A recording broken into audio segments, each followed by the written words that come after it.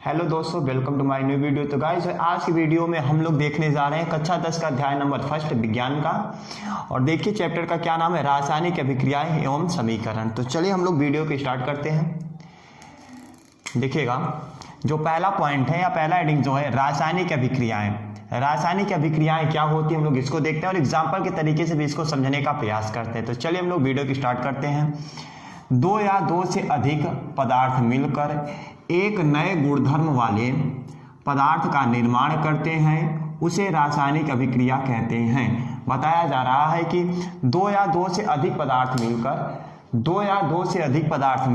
एक नए गुणधर्म वाले पदार्थ का निर्माण करते हैं, उसे रासायनिक अभिक्रिया कहते हैं। चलिए देखिए एग्जाम्पल से बोला गया है दो या दो से अधिक। तो पहला पदार्थ ये हो गया एक और ये हो गया एक, दो। बताया जा रहा है कि दो या दो से अधिक पदार्थों से मिलकर जिनका निर्माण होता है वो बोला जाता है रासायनिक अभिक्रियाएं। एक पदार्थ से कभी भी रासायनिक अभिक्रियाओं का निर्माण नहीं हो सकता। देखिए स्टार्ट में ही आप लोगों को बताया गया दो या दो से अधिक पदार्थ मिलकर एक नए गुणधर्म वाले पदार्थ का निर्माण करते हैं, जिन्हें बोला जाता है रासायनिक अभिक्रियाएं। तो देखिए पहला नंबर जो यहाँ पे पदार्थ है उसका क्या नाम है, हाइड्रोजन, और दूसरे का ऑक्सीजन। हाइड्रोजन एवं ऑक्सीजन दोनों आपस में मिलकर निर्माण कर रहे हैं जल का, H2O का। तो ये क्या बोला जा रहा है कि एक रासायनिक अभिक्रिया यहाँ पे हुई है। उसके बाद दूसरा एग्जांपल हम लोग देखते हैं Na+Cl, sodium plus chloride. Sodium और क्लोराइड दोनों आपस में क्रिया करके सोडियम क्लोराइड बना रहे हैं, NaCl का निर्माण कर रहे हैं। चलिए उसके बाद देखते हैं हम लोग दैनिक जीवन में होने वाली रासायनिक अभिक्रिया। दैनिक जीवन, हम लोगों के जो जीवन में होने वाली रासायनिक अभिक्रियाएं उनको हम लोग देखते हैं। कौन कौन सी ऐसी अभिक्रियाएं जो हम लोगों के जीवन काल में होती रहती हैं, हम लोगों के दैनिक जीवन में होती रहती हैं। तो देखिएगा पहला नंबर है भोजन का पाचन। जो हम लोग भोजन करते हैं उसका जो पाचन होता है वो कैसी अभिक्रिया है, वो रासायनिक अभिक्रिया है। हाँ, एक चीज और देखिएगा, जो रासायनिक अभिक्रियाएं होती है जब वो रासायनिक अभिक्रिया होती है तो हमको दिखाई नहीं देती। जैसे भोजन का पाचन, भोजन पचता है तो क्या हम लोगों को दिखाई देता है। उसके बाद देखिएगा श्वसन, दूसरा नंबर है श्वसन। उसके बाद जैसे लोहे पर जंग का लगना, लोहे पर जंग का लगना ये हम लोगों के दैनिक जीवन में होने वाली रासायनिक अभिक्रिया है। उसके बाद देखिएगा दही का बनना, दूध से जब दही बनता है तो क्या हम लोग देख पाते हैं कि कब दूध से दही बन गया। तो ये देखिए ये सब किसके एग्जाम्पल है, रासायनिक अभिक्रिया के एग्जाम्पल है, जो कि हम लोगों के दैनिक जीवन में हम लोगों के आसपास ये अभिक्रियाएं होती रहती हैं। उसके बाद चलिए हम लोग देखते हैं अभिकारक एवं उत्पाद क्या होता है। तो चलिए पहला नंबर पॉइंट जो है अभिकारक देखते हैं। ऐसे पदार्थ जो किसी रासायनिक अभिक्रिया में भाग लेते हैं उसे अभिकारक कहते हैं। बताया जा रहा है कि ऐसे पदार्थ जो किसी भी रासायनिक अभिक्रिया में भाग लेते हैं उनको बोला जाता है अभिकारक। कोई भी रासायनिक अभिक्रिया होती है वो जिससे मिलकर होती है वो बोला जाता है अभिकारक। तो चलिए हम लोग इसको एग्जाम्पल से देखते हैं। देखिएगा यहाँ पे H2+O, हाइड्रोजन और ऑक्सीजन आपस में क्रिया कर रहे हैं, ये दोनों क्या बोले जाएंगे, अभिकारक बोले जाएंगे। एक पदार्थ ये हो गया, एक पदार्थ ये हो गया। देखिएगा ये दोनों आपस में क्रिया कर रहे हैं तो ये क्या बोले जाएंगे, अभिकारक। और एरो की इस तरफ जो पदार्थ है वो क्या बोला जाएगा, उत्पाद बोला जाएगा। वो क्या बोला जाएगा, उत्पाद। तो देखते हैं हम लोग उत्पाद की क्या डिफिनेशन होती है।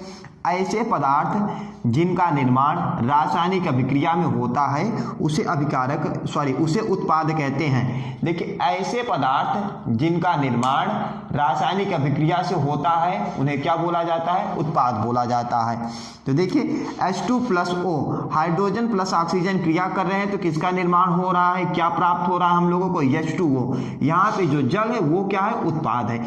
इसी तरीके से दूसरा नंबर एग्जाम्पल देखते हैं हाइड्रोजन प्लस ब्रोमाइड। हाइड्रोजन और ब्रोमाइड दोनों आपस में क्या कर रहे हैं, क्रिया कर रहे हैं, तो ये क्या बोले जाएंगे, अभिकारक बोले जाएंगे। और ये दोनों क्रिया करके हमको बना के दे क्या रहे हैं, जो हमको बन रहा है, जो हमको प्राप्त हो रहा है वो क्या बोला जाएगा, उत्पाद बोला जाएगा, प्रोडक्ट बोला जाएगा। देखिए ये HBr हमको प्राप्त हो रहा है। देखते हैं हम लोग रासायनिक समीकरण क्या होता है। तो देखिए रासायनिक अभिक्रिया को रासायनिक समीकरण द्वारा निरूपित किया जाता है।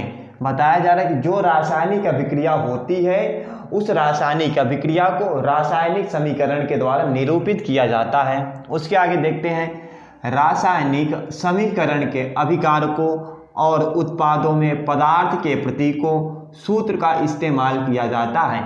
बताया जा रहा है कि जो रासायनिक अभिक्रिया में अभिकारक एवं उत्पाद होते हैं उनको प्रतीकों एवं सूत्रों द्वारा प्रदर्शित किया जाता है या उनका इस्तेमाल किया जाता है रासायनिक समीकरण में। प्रतीकों के साथ उसकी भौतिक अवस्था को भी प्रदर्शित किया जाता है। बताया जा रहा है कि प्रतीकों के साथ उसकी भौतिक अवस्था को प्रदर्शित किया जाता है कि वो कौन सी अवस्था में, ठोस अवस्था में, द्रव अवस्था में, गैस अवस्था में, लिक्विड में है। तो चलिए देखते हैं उसके आगे एग्जाम्पल। पहला number example, carbon plus oxygen.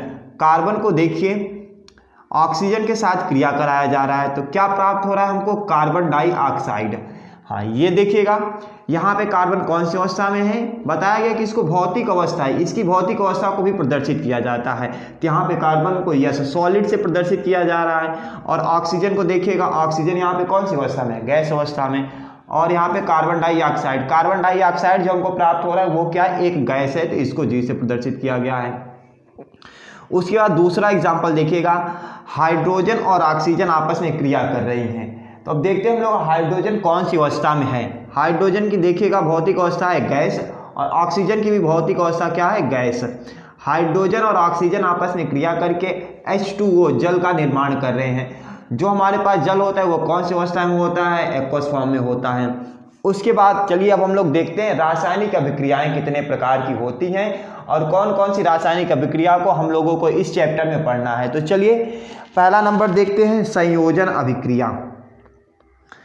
वह रासायनिक अभिक्रिया जिसमें दो या दो से अधिक अभिकारक मिलकर एकल उत्पाद का निर्माण करते हैं उसे संयोजन अभिक्रिया कहते हैं। देखिए बताया जा रहा है संयोजन अभिक्रिया क्या होती है। इसमें यह बोला जा रहा है कि वह रासायनिक अभिक्रिया जिसमें दो या दो से अधिक अभिकारक पदार्थ आपस में मिलकर एक उत्पाद का निर्माण करते हैं उसको बोला जाता है संयोजन अभिक्रिया। जैसे यह एग्जाम्पल देखिए आप, कार्बन और ऑक्सीजन ये एक अलग अभिकारक है, एक ये अलग अभिकारक है। ये दोनों अभिकारक आपस में क्रिया करके ये जो प्राप्त हो रहा है ये क्या है, उत्पाद है। ये हमारे पास उत्पाद है और ये कैसा उत्पाद है, केवल एकल उत्पाद है, उसी को बोला जाता है संयोजन अभिक्रिया। तो चलिए हम लोग इसको देखते हैं, इसका एग्जाम्पल। और सेम दोनों का एग्जाम्पल है, कोई डिफरेंट नहीं है। देखिएगा A+B मतलब कि पहला अभिकारक दूसरा अभिकारक, ये दोनों अभिकारक आपस में क्रिया करके यहाँ पे निर्माण हो रहा है उत्पाद का। और यहाँ पे अभिकारक का पहले अभिकारक का नाम है A और दूसरे अभिकारक का नाम है B और हमारे पास जो उत्पाद प्राप्त हो रहा है, जो हमारे पास प्रोडक्ट प्राप्त हो रहा है उसका नाम है C। इसी के तरीके से चलिए हम लोग एग्जाम्पल देखते हैं। सोडियम यनय को क्लोराइड के साथ क्रिया कराया जा रहा है, Cl के साथ क्रिया कराया जा रहा है। तो देखिए हमको क्या प्राप्त हो रहा है, NaCl जिसका क्या नाम है, सोडियम क्लोराइड। तो यही बताया गया कि संयोजन अभिक्रिया में दो या दो से अधिक अभिकारक आपस में क्रिया करके एकल उत्पाद का निर्माण करते हैं, वो क्या बोला जाता है, संयोजन अभिक्रिया। चलिए देखते हैं वियोजन अभिक्रिया। एक अभिकारक टूटकर दो या दो से अधिक उत्पाद बनाते हैं तब जो अभिक्रिया बनती है उसे वियोजन अभिक्रिया कहते हैं। देखिए वियोजन अभिक्रिया के बारे में क्या बताया जा रहा है, एक अभिकारक टूटकर दो या दो से अधिक उत्पाद बनाते हैं तब जो अभिक्रिया बनती है उसे वियोजन अभिक्रिया कहते हैं। एक अभिकारक टूटकर दो या दो से अधिक उत्पाद का निर्माण करता है तो वो अभिक्रिया होगी वियोजन अभिक्रिया या अपघटन अभिक्रिया। वियोजन अभिक्रिया को ही अपघटन अभिक्रिया भी बोला जाता है। तो देखिएगा यहाँ पे हमारे पास ये क्या है, अभिकारक, ये क्या है, अभिकारक। ए हो गया अभिकारक, बताया गया कि हमारे पास एक अभिकारक होगा और वो अभिकारक टूटकर दो या दो से अधिक उत्पाद का निर्माण करेगा। देखिए ये क्या है, उत्पाद। और ये जो उत्पाद और उत्पाद की संख्या ये कितना है, एक यहाँ पे और एक यहाँ पे। अभी तक जो अभिक्रिया हो रही थी वो संयोजन अभिक्रिया थी, उसमें दो या दो से अधिक अभिकारक क्रिया करके एकल उत्पाद का निर्माण कर रहे थे। और ये जो वियोजन अभिक्रिया है इसमें एक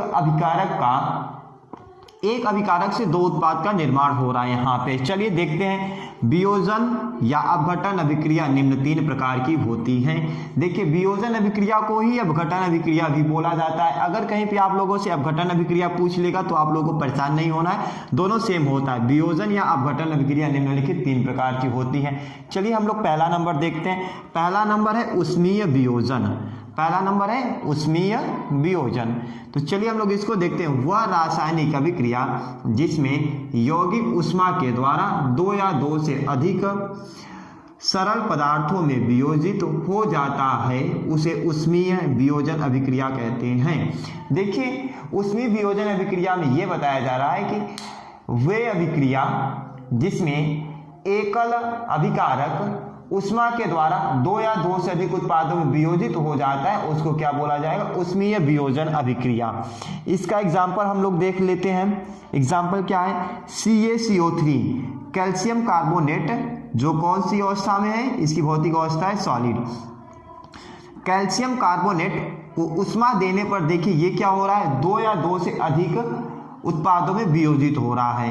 तो पहला नंबर जो उत्पाद है उसका क्या नाम, CaO सॉलिड अवस्था में कैल्शियम ऑक्साइड, और दूसरा क्या है CO2 कार्बन डाइऑक्साइड जो कि गैस अवस्था में। ये एरो मतलब कि ये वायुमंडल में क्या हो जाएगा, मिल जाएगी कार्बन डाइऑक्साइड, ठीक है ना।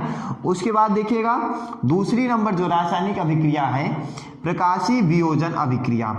प्रकाशीय वियोजन अभिक्रिया, चलिए हम लोग इसको देखते हैं। वे अभिक्रिया जो सूर्य के प्रकाश द्वारा होती है उसे प्रकाशीय वियोजन अभिक्रिया कहते हैं। मतलब बताया जा रहा है कि वे अभिक्रिया जो सूर्य के प्रकाश के द्वारा होती है उनको बोला जाता है प्रकाशीय वियोजन अभिक्रिया। तो चलिए हम लोग इसका एग्जाम्पल देखते हैं।